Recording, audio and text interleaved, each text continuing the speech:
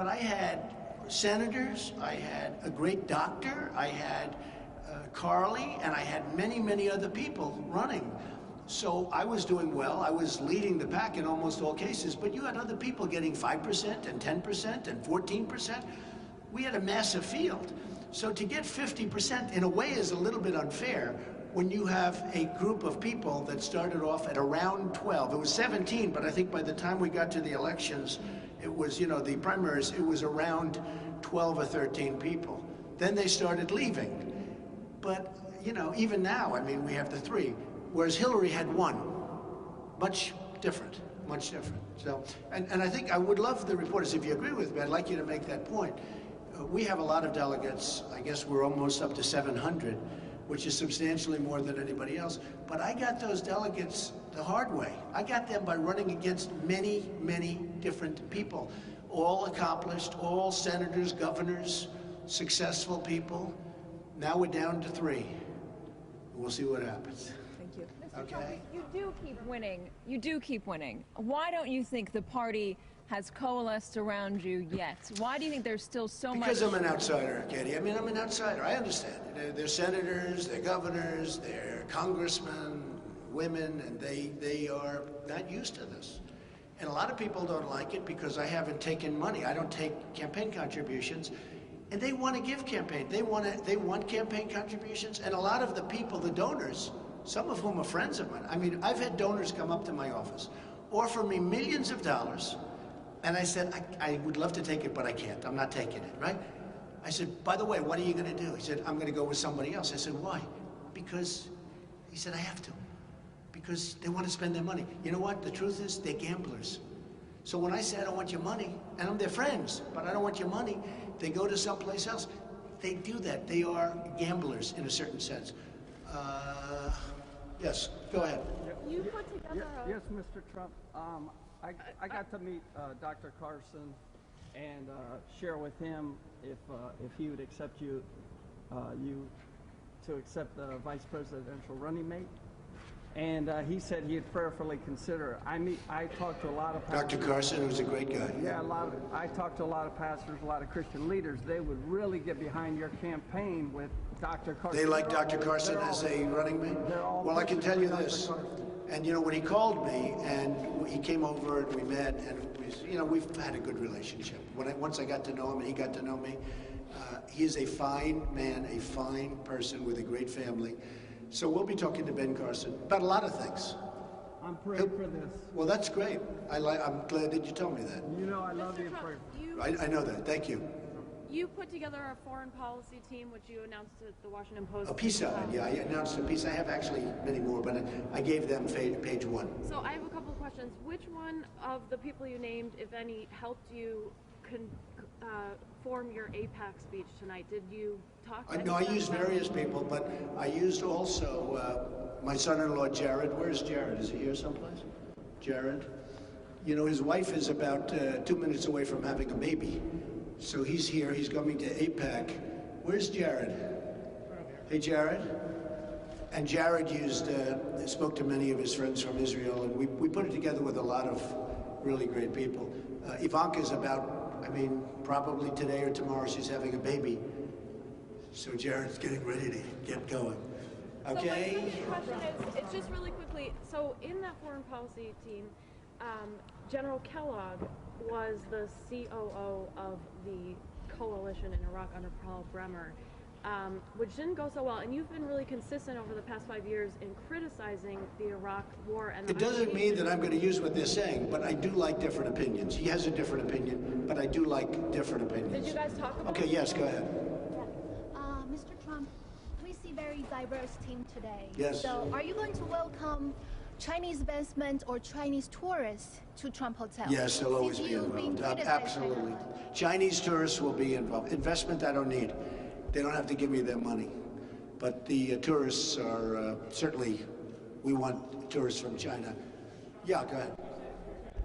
Arizona, but in Utah, it doesn't look as well. Deseret News says it could be blue state in 2016, which would be relatively unprecedented. Well, we're going to see. And you're going to get some protesters likely tonight, some walkouts at AIPAC. Are these just two groups that don't share your values? No, I don't think so. I think that I think we'll do fine in Utah. It wasn't one of the states that we were projected to win, but you know, I had one speech there, and it was massive. We actually turned away over 5,000 people. You saw what happened, and I think we'll do well there. It wasn't a state. I was really going out to Arizona, but I have a lot of friends in Utah, so we stopped and we made a speech, and we had a great response to it. I think I'll do very nicely. Are there any other states that Yes, you're go not ahead. going to win when you run the table? I don't know. BBC News. I don't know. I mean, yeah, there'll be some that we won't make. BBC News. Yeah, go ahead. Two quick questions on foreign policy. One, do you think the US ought to leave NATO? And do you know that in the What? Do you think the US ought to leave NATO? And secondly, I don't think they'll leave NATO. do you think the UK, when it votes in its referendum on Europe in June, do you think it should leave the EU? I think they may leave the EU, yes. Do you think they should? I think that, I don't want to make a comment about the UK leaving, but I think they may leave it based on everything. I'm there a lot. I have a lot of investments in the UK, and I will tell you that I think they may leave based on everything I'm hearing. Would they be better off, do you think? I don't know. You'd have to ask them. I just think they may leave. Yeah, go ahead. Yes, sir.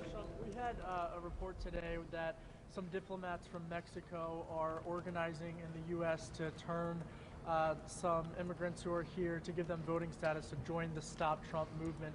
I'm wondering... To give immigrants voting status to vote against me, and the head of Mexico wants to do that. If I were the head of Mexico, I'd want to do that too. Okay? Because we're going to bring it back. We're going to bring it back. Look, we have a tremendous trade deficit with Mexico, $58 billion. We have tremendous problems coming across the border. You know, Mexico could stop it in one day. We're going to build a wall anyway. But if Mexico wanted, they could stop that in one day. Do you know how tough it is to become a citizen of Mexico? One of the toughest places on earth. And yet over here, you have a baby on the land and you're a citizen. Congratulations, okay? Try that in Mexico. You know what they do? They laugh at you in your face. So no, I could understand why the officials in Mexico would want people to vote against me. But I tell you, the Mexican people like me. And if you look at the Nevada polls that just came out, and if you look at the exit polls in Nevada, a state that I won, one of many, you take a look at those polls. We do very, very well with the Hispanics. Yeah, go ahead, Beck. Mr. Trump, Speaker Paul Ryan has been very quick to criticize you with statements. He's also worked behind the scenes to oppose your candidacy. At what point do you lose confidence that Speaker Ryan should be the chairman of the convention? Well, it's a very fair question because I notice he's having meetings, but he called me last week. He couldn't have been nicer. It was very, just could not have been nicer. I have many millions of people behind me. We want to bring competence back to the country. We want to bring sanity back to this country. And we want to do a lot of great things. And to be honest with you, the Republicans should be embracing. Look, there is something happening with our country that's never happened to the extent it's happened now. Millions of additional people are going out and voting in primaries. And you know, in the Democrat case, they're down 35%. Nobody cares about Hillary and Bernie in terms of voting. They're down 35%. We're up 72%. And it looks like even much more than that. I mean, some states are up over 100%. And that's because of me. Now, they can play games and they can play cute. I can only take him at face value. I understand duplicity. I understand a lot of things. But he called me last week. He could not have been nicer. I spoke with Mitch McConnell. He could not have been nicer. If people want to be smart, they should embrace this movement. Time magazine calls it a movement. It's been on the cover numerous times. They call it a movement if they want to be smart. If they don't want to be smart, they should do what they're doing now, and the Republicans are going to go down to a massive loss. And all of these people, these millions of people that are coming out to vote for me, because you look at South Carolina, I wasn't supposed to win South Carolina, and I won in a landslide. I wasn't supposed to win Nevada, I won in a landslide. I wasn't supposed to win many of the states. I won the whole South. Look at Alabama. I mean, we're getting close to 50% with a lot of candidates. That was when you had even more candidates. So if they want to embrace this, it's great. And let me tell you, if they don't win, you're going to have probably 4 and could even be 5 Supreme Court justices approved that will never allow this country to be the same. It'll take 100 years, but that won't work. So they better be careful. And they certainly should be careful with third-party stuff. if Trump gets it, we're going to start a third party. Well, a third party means that the Democrats are going to win, almost certainly. I mean, you can't be that spiteful. You can't be that spiteful because you'll destroy the country. Third party would destroy the country. I'm going to be submitting a list in the next week or so. I've already shown it to a lot of people. And, you know, a lot of people are a little bit worried about which judges. we're going to have a conservative, very good group of judges. I'm going to submit a list of justices, potential justices of the United States Supreme Court that I will appoint from the list. I won't go beyond that list. And I'm going to let people know, because some people say, well, maybe I'll appoint a liberal judge. I'm not appointing a liberal judge. But I'm going to have a list of 10. We're working on it already. Heritage, his foundation, and others are working on it already. And with, you know, some thoughts of mine, I've already named a couple of them, and that I think would be good. But we're going to do that, and we're going to have probably between 7 and 10 judges that I think will meet the highest standards. And from that list, we'll pick Supreme Court judges. And I'd make that pledge because I want people to understand that is the single biggest problem with it would be terrible losing the election because the country's going in the wrong direction. But if the new president is a Democrat and picks very liberal people, this country is in big, big trouble. Okay, Tom, go ahead. What would you say to all those Republicans and conservatives that are still convinced and are still raising money that they're going to wrestle the nomination away from you at the convention? You'll have to see what happens. I think I'll get the votes, first of all. I mean, I think I'll get the votes. We'll see what happens. Maybe I won't. But are you prepping a team? Do you have a team? I have a team. We have actually a very good team. We have a team that's in place. It's a professional team. I'll give you some names later, but it's a top-of-the-line team. I think that we will win without that, and everybody says if he gets the votes, he gets the votes. I think we'll do well. I think we're going to have a big night in Arizona, and we'll see. That's a lot of votes. Just like I said, we're going to win Florida. A lot of people said, how do you beat the face of the Republican Party? Don't forget, I watched your show, and you did a show on Rubio. I have no problems with him, but you did a show 4 or 5 months ago on Rubio, and you said he is the future of the Republican Party. He's the face. So Trump went against the face of the Republican Party and beat him by 20 points. You know, it was a big win. And out of 67 counties, I won 66, which is unprecedented. It's never happened before. I think we're going to do well in Arizona. I hope to do well in Wisconsin. And I hope to do well in a lot of other places, but I think we should be able to put it away. Yeah. Mr. Trump, violence again at some of your rallies over the weekend. Can you clearly and categorically tell your fans? Sure. I don't want violence, but let me just tell you, I rent a stadium or whatever. We had 21,000 people in near Phoenix. We had 6,000 people in Tucson over the weekend. And both in the same day, both with very short notice, 21,000 people, and we gave them a very, very short notice, a couple of days. They blocked the road. These are professional agitators. They blocked the road. They used foul language. They put up signs using the F-bomb and all sorts of words that were horrible. These are not good people. The people that are supporters are unbelievably good people. The incident that took place in Tucson with the gentleman who I understand was in the Air Force. I haven't found out too much about it yet, but I hear he had a very fine record in the Air Force. He was given a certain finger on a hand. He was talked to horribly, and he was also looking at somebody that came up with somebody dressed as a member of the Ku Klux Klan. And he happened to be African American, the person who was a supporter. And it was a shame what happened, but you know what? He saw a member of the Ku Klux Klan, and you people don't write that. You know, it's interesting. It's interesting because at the beginning of the news cycle, early in the morning, they showed the Ku Klux Klan guy walking up the stairs. An hour or two later, you didn't see that anymore. You just saw the man hitting.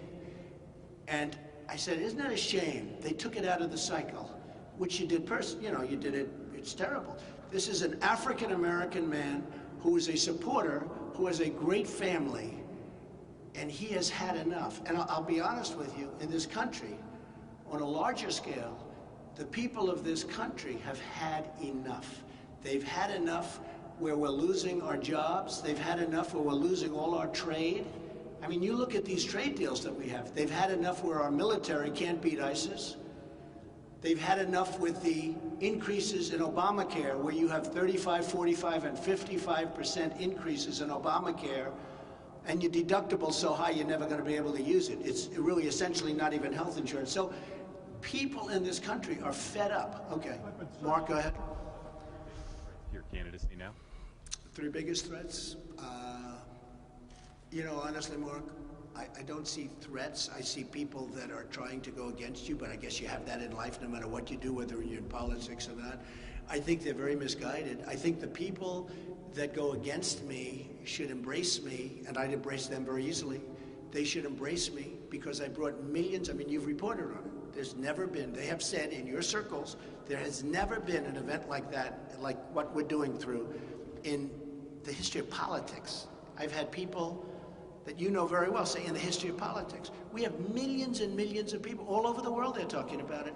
And to be honest with you, Mark, they should embrace it, but they don't. So that would be a threat. If they don't embrace it, that's always a threat. Yeah, go ahead, Sarah. Mr. Trump, is there more that you should be doing to reach out to members of your own party? Because you've obviously been very well. I started today, and I've had, look, again, Jeff Sessions and others have endorsed me. We have some great congressmen. I watch them on television now a lot, and they've endorsed me, and we have a lot of people coming on.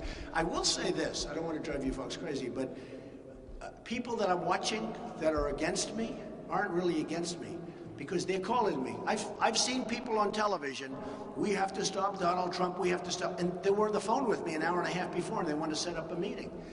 You have a lot of people out there that you think are against me, and it's just politicians. They want to make a deal. They want to come in and they want to be part of it. So what will it People take? really do want to be part of it. What will it take for them to join your team publicly then? How do you get them over I don't think much. They have to embrace what's happening. We have people, many Democrats are coming over. That's why we're going to beat Hillary Clinton. So I'm going to beat. If I'm running it, I'm going to beat her. We have Democrats coming in. I mean, what did we have, Mark? 20% of the Democrats come in for the last primary. 20% were Democrat. But we have independents coming in vast numbers. And the most amazing thing, we have many, many, many people, you wouldn't think there were this many people, who have never voted before. They've never voted before, Sarah. You know that. And I see it when I'm doing the rope line, the signings, or the shaking of the hands. I mean, every 15th person says, Mr. Trump, I've never, ever voted. I mean, I'm talking about 30-year-old men, 40-year-old women, 50, 60, 70. My oldest is 93 years old from Tennessee. She's never voted before. This incredible woman. They actually interviewed her, a couple of you. And she's so excited, and she's going to be voting. 93 years old from Tennessee. So I just tell you that there's something that's amazing that's happening. The other thing is, we're going to get states that the other Republicans can never even think of, like Michigan. Michigan's not in the rota of you know, if you look at it, Ohio is a state we have to win, right? You have to win Florida. You have to win Virginia. You have to win Pennsylvania. They don't have to talk about Michigan because they say you can't even think about it. I think we have a good shot at New York. New York values, okay? Remember New York values? You think Ted Cruz is going to win New York? I don't think so. If you win New York, it's over because it's got so many delegates. So I think we have a chance at winning New York. And various other states, we're going to win that nobody else can win. That makes it a whole different contest. But think in terms of Michigan. I won Michigan really big. Don't forget, Kasich was out in Michigan. He stayed there. He slept there. He actually made the statement that if he doesn't win Michigan, he's going to leave the race. He was so sure of Michigan. And he lost Michigan in a landslide to me. So I'm going to win Michigan. And I'm going to win other states that no other Republican candidate can win. That, from the Electoral College standpoint, throws this thing, it makes it a much different deal. Okay, one or two more. Mr. Trump, at many of your rallies, you denounced countries that we send foreign aid to that can defend themselves, such as Germany, Japan, and South Korea. Yeah. I don't denounce a country. I have great respect for those countries. I want them to pay us some money. Right. Should that same standard apply to Israel? I think Israel will do that also, yeah. I think Israel do. There are many countries that can pay, and they can pay bigly. I mean, we're supporting South Korea. I order thousands of television sets a year from South Korea. They're a behemoth economically. Every time North Korea raises its head, they do anything. They sneeze. We start sending the ships, the planes, everything else. We don't get proper reimbursement for that. Now, I like South Korea. I have property in South Korea. I like it. I have a lot of friends in South Korea. They can't believe they get away with it, to be honest. Germany can't believe it. You know who really can't believe it? Saudi Arabia. I mean, we have Saudi Arabia, the richest country, no matter how you cut it. I mean, they were making, I tell this, until, recently, but now they're making half, which is still, they were making $1 billion a day. And we subsidize the military, which is ridiculous. It's ridiculous. And they wouldn't be there except for us. This is how we're going to get our wealth back. This and other things, trade deals. Okay, one more question, one more. Who's got a good question? Who's got a good question? Who's my favorite reporter? Go ahead. Should the U.S. hinted that you are open to a better relationship with Russia as president? Sure. I want a better relationship with everybody. A better with Russia, yeah. But I want a better relationship with everybody. Go ahead. Is it a difficult position to maintain with the media in kind of an anti-Russian overdrive? No, I don't think so. I think the media understands. Look, if we can get along, Putin says very nice things about me. I think that's very nice. It has no effect on me other than I think it's very nice. If we can get along with Russia, that's very good. If Russia wants to spend millions of dollars a day dropping bombs on ISIS, I'm okay with that. I'm okay with that. Some people don't like it. They say, no, that's our job. It's not our job. It's let Russia, if they want to do that, I'm all for it. No, I want to get along with all countries. And we will. We'll get much better. You look at what China is doing in the South China Sea. That is so disrespectful to Obama and to our country. You just take a look. Look what they're doing in the South. They are building a massive military complex. And yet, they're draining us for money. They're taking money out of our country. We're rebuilding. We are rebuilding China. So, no, I want to get along with all countries. And the interesting thing, we'll do much better with all countries, and yet we'll get along with them better, too. Okay? Mr. Trump, after Go ahead, real fast, go ahead. Can you give us a sense when you say that there are people on television, lawmakers, donors, who are publicly saying that they don't support you, but behind the scenes? Many of the people that you see that they say they're not supporting Trump want to support me. Well, you're going to find out soon, because a lot of them are going to join the team. Or as they say, the Trump train. But a lot of them are...